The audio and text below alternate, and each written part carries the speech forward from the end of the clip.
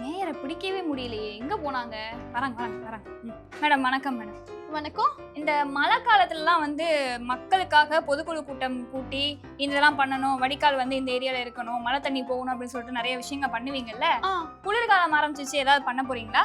இல்ல, அது வந்து அண்ணா தான் சொல்லணும். அண்ணா பாக்குறதுக்காக தான் இப்ப நான் போயிட்டு இருக்கேன். அண்ணா கூட டிஸ்கஸ் பண்ணிட்டு அண்ணா என்ன பண்ண சொல்றாரோ அதை நாங்க பண்ணிடுவோம். நீங்களா எதுவுமே முடிவெடுக்க மாட்டீங்களா? இல்ல, எங்களுக்கு எல்லாமே அண்ணா தான். அண்ணா வந்து தலைவர்கிட்ட கேட்பாரு, தலைவர் என்னெல்லாம் சொல்றாரோ அதை அண்ணா செய்வாரு, அண்ணா என்னெல்லாம் சொல்றாரோ அதை நாங்க செய்வோம். இப்ப அந்த மேயர் பதவி அண்ணா கிட்டே கொடுத்துட வேண்டியது.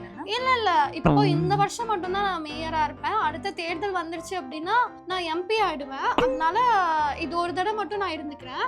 எம்பியா? ஆமா, சின்னவர் சொல்லிருக்காரு அடுத்த தேர்தல்ல உங்களுக்கு எம்பி சீட் தரேன்னு சொல்லிட்டு.